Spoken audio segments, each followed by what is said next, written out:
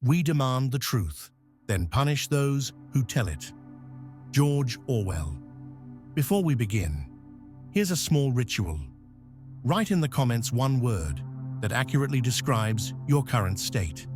Sign it, and let's get started. Everyone says they want the truth. It sounds noble, strong, honest. But the moment truth gets close, most people look away, not because they're weak, but because truth is rarely gentle. It doesn't ask for permission. It doesn't knock on the door politely. It crashes through. It breaks illusions without warning. It exposes the quiet lies people have built entire lives around.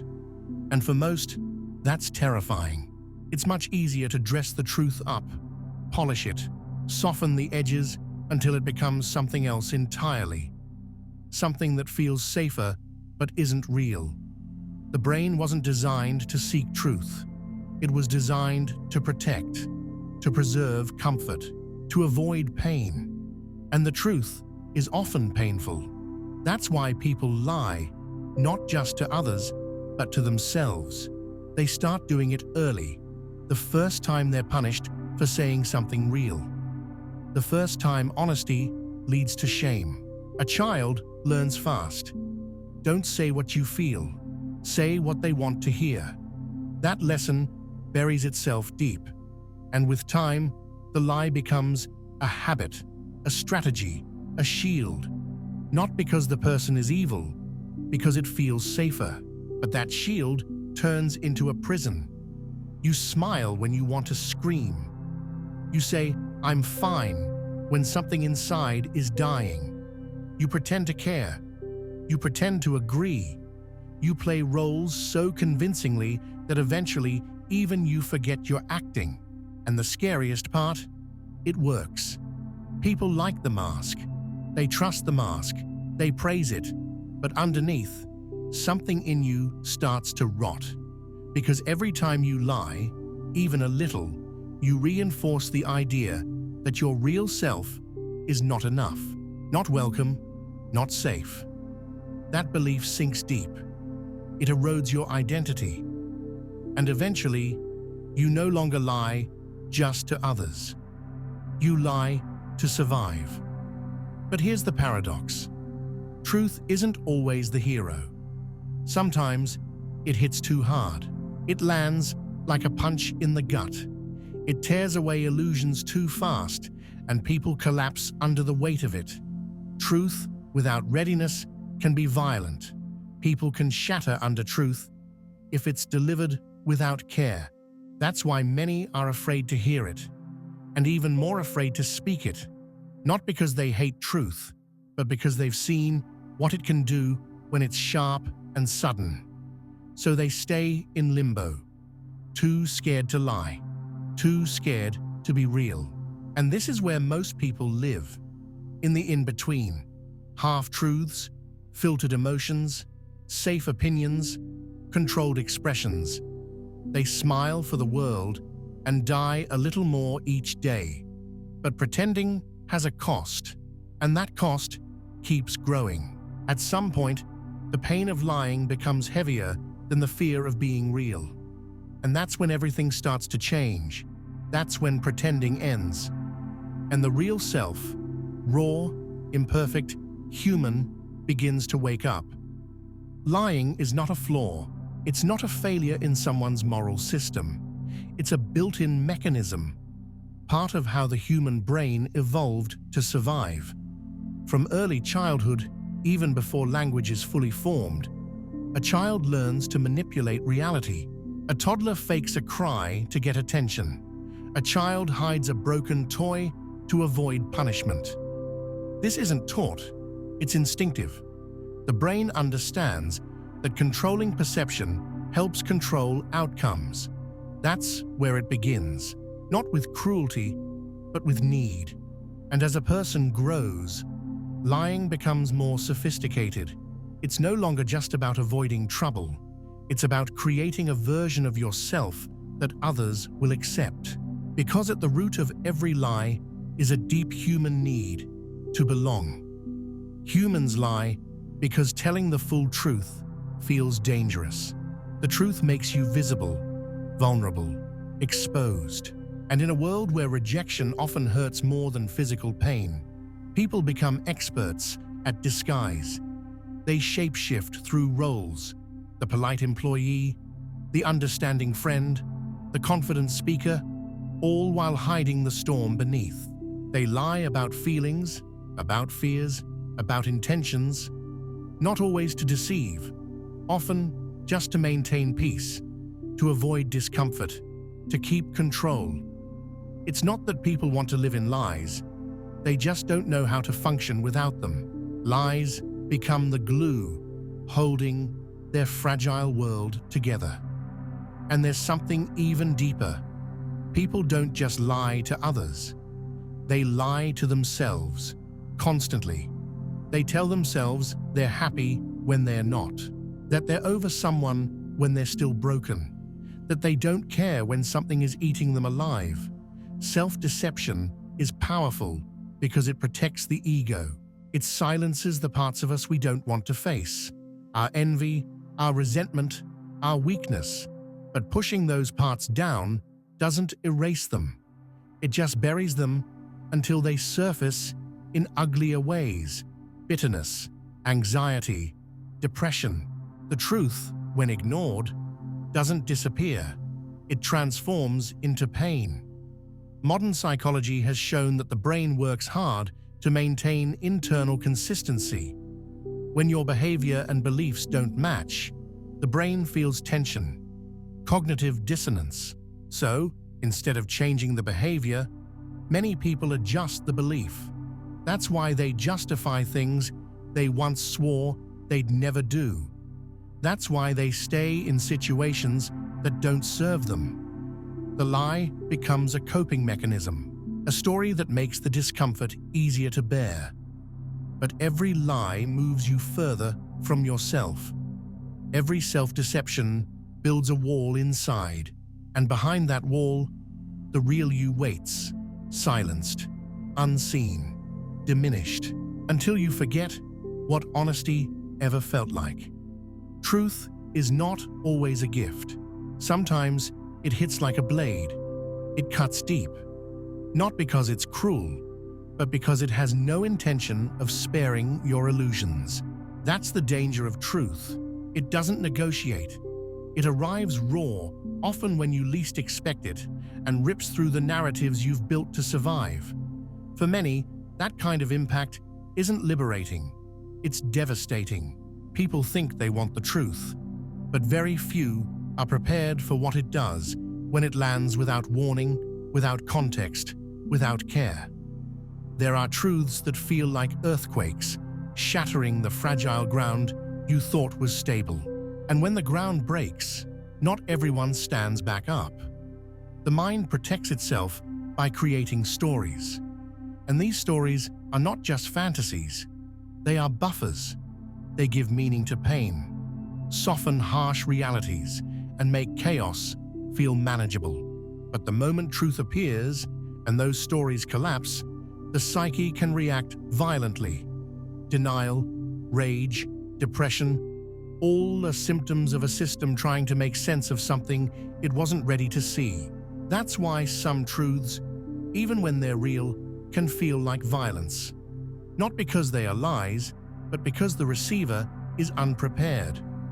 Truth is a powerful medicine, but like any medicine, dosage matters. Too much, too fast, and it becomes poison. In relationships, this plays out all the time. Someone discovers a betrayal, a hidden truth, a secret kept for years, and their entire view of the world crumbles. It's not just the event itself that hurts. It's the destruction of trust, of safety, of the version of reality they believed in. That collapse can break a person more than the actual fact. In those moments, truth doesn't heal. It harms, because it doesn't come gently. It exposes everything at once. And the human heart, already fragile, often can't bear the weight. That's why many people, even when they suspect the truth, avoid confirming it. They choose to live in uncertainty, in ambiguity, in silence. Not because they're cowards, but because they know some truths don't just change your life, they burn it down. And not everyone is ready to build again from the ashes. There's a myth that truth always sets you free. It can, but before it frees you, it usually breaks you. That's the step no one talks about. The fall before the rise. The pain before the clarity. And in that in-between space, between the lie that used to protect you and the truth that now destroys you, people feel most lost. That's where many stay, frozen, because the cost of knowing can feel higher than the comfort of not knowing. But even in that darkness, the process has already begun. Something cracks, something shifts, and slowly you begin to see not just the truth of the world, but the truth of who you are without the stories. Lies are seductive because they feel like comfort. They wrap around the sharp edges of reality, smooth over the parts of life that feel too harsh, and offer temporary peace. A person tells themselves they're not angry, just tired, that they're not afraid, just cautious, that everything is fine, even when their body screams otherwise. These lies don't shout, they whisper, and because they're small, quiet, almost reasonable, they slip through unnoticed. But lie by lie, a false identity begins to form, one that looks acceptable, polished, functioning, while beneath it, the real self is quietly suffocating. This process doesn't feel like destruction. It feels like adaptation. People convince themselves they're just being smart, strategic. They say it's easier to smile and nod, to avoid conflict, to say what others want to hear. But what starts as survival turns into self-erasure. Over time, the person forgets what they actually feel, what they actually want. The lines blur. Is this opinion really mine? Is this desire truly mine? Am I living a life I chose, or one that was shaped by what I thought others needed from me? The danger of lying isn't just moral, it's existential. It takes away your own sense of being real. The biggest lies are the ones people tell themselves to avoid change. It's not that bad. I can handle it. Things will get better on their own. These statements sound harmless, but they keep a person stuck. They allow dysfunction to survive. They delay necessary action, and with every repetition, they reinforce passivity. The brain, craving consistency, starts believing these scripts. It settles into the known, even if the known is painful, because the unknown, even if better, feels too uncertain. So people stay in toxic jobs, in hollow relationships, in lifeless routines, all held together by invisible threads of internal lies. And yet, the body knows. Long before the mind admits the truth, the body begins to react. Fatigue, tension, insomnia, emotional numbness. These aren't random symptoms, they're signals, warnings, a quiet scream from the parts of you that can no longer tolerate the lie. But most brush it off. I'm just stressed. I need a break. Few stop to ask the real question. What truth am I avoiding? What part of me is suffocating under the weight of everything I'm pretending to be? Because the longer the lie lives, the heavier it gets, and eventually it begins to cost more than it ever protected. Not just peace of mind, but clarity, direction, purpose. And when that's gone, all that's left is performance, a life acted out instead of truly lived. The body doesn't lie. While the mouth can speak whatever the mind invents, the body always tells the truth. Subtle changes give it away. A slight shift in tone, the twitch of a facial muscle, a sudden dryness in the mouth, a raised heart rate. These signals are not random. They are physical signs of inner conflict. When someone lies, their brain enters a high-stress mode. It must hold two realities at once: what is real and what is being said. That duality burns energy, it increases tension, and over time, it drains the system. The nervous system doesn't differentiate between a threat outside and a lie inside. It reacts the same, with stress, adrenaline, discomfort. This is why chronic lying, even in small ways, leads to burnout, anxiety, and a constant low-level pressure that many can't explain. Scientific studies confirm this.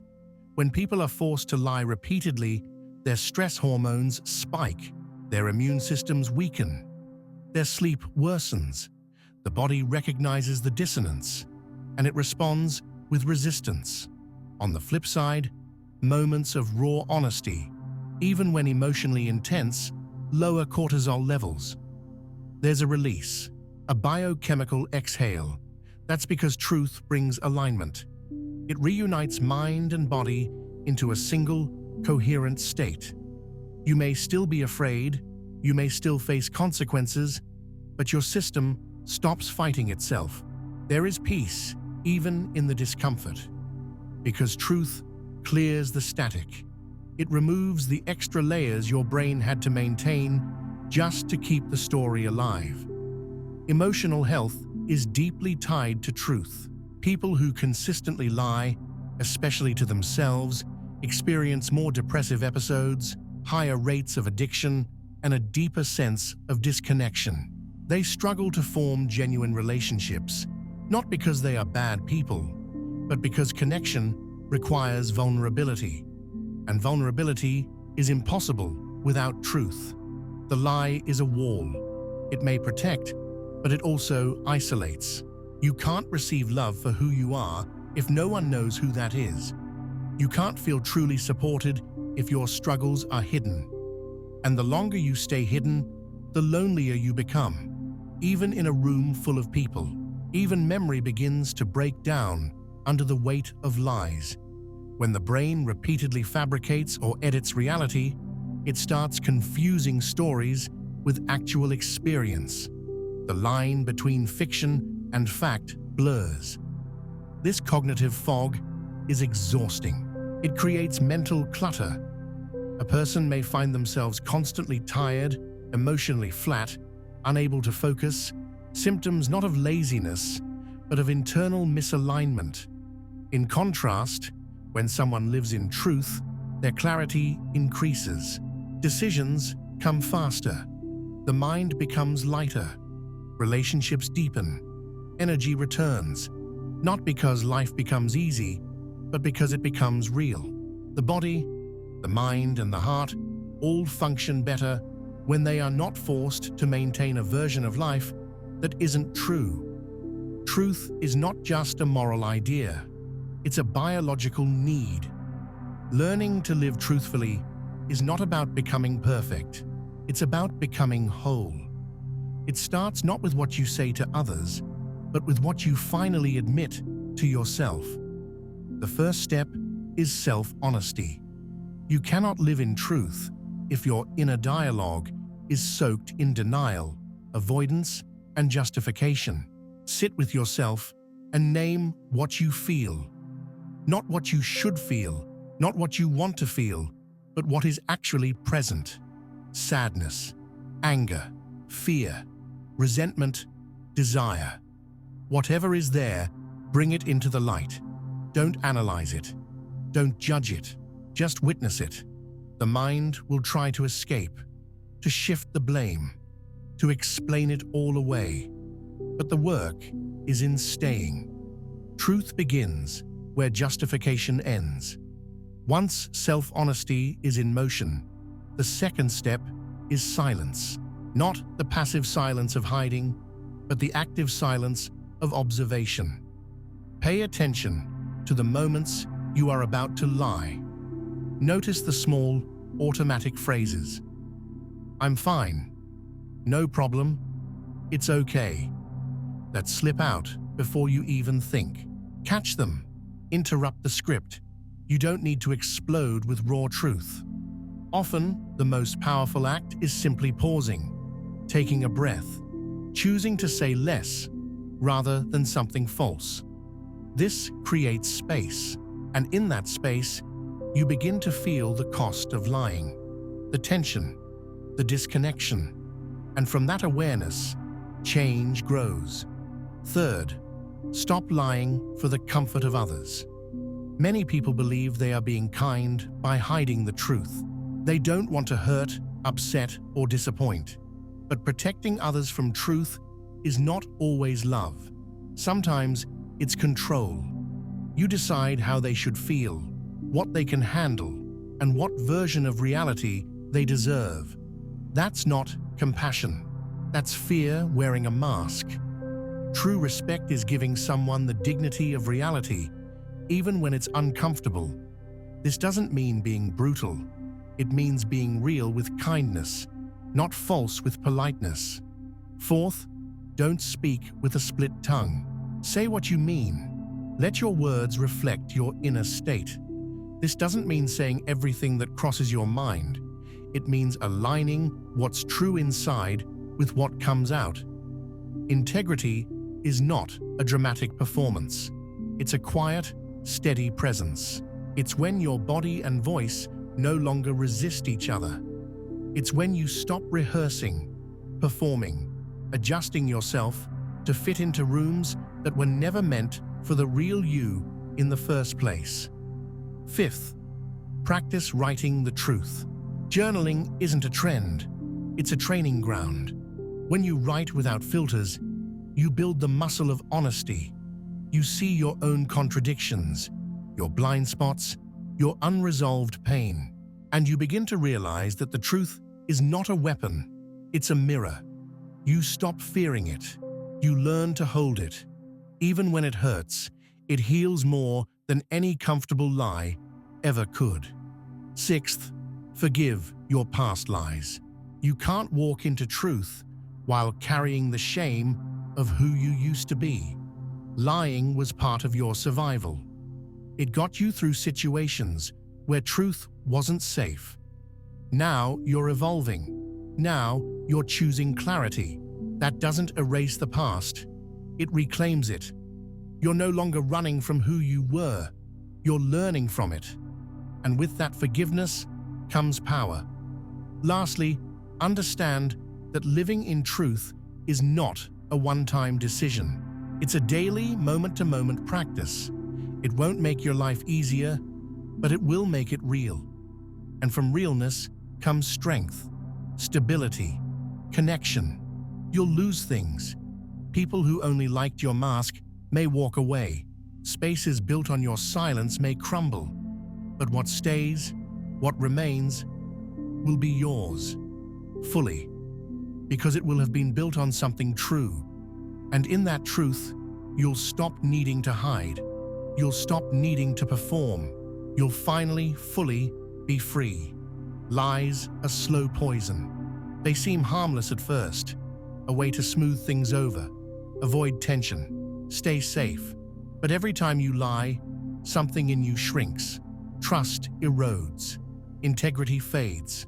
You begin to forget who you are beneath all the masks. And slowly, quietly, the lie becomes your identity.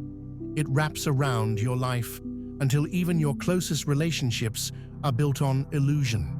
You may still function. You may still smile. But inside, you feel hollow, because nothing real can grow on a foundation of falsehood. Truth is not easy. It demands courage. It demands sacrifice. It sometimes hurts, shakes, or isolates, but it clears the fog. It grounds you in reality. It gives you back your voice, your presence, your power. When you live in truth, you no longer have to remember your stories. You simply show up as you are. You stop hiding. You stop running. And even if you lose something, you gain yourself. The truth is light. It reveals, it heals, it purifies.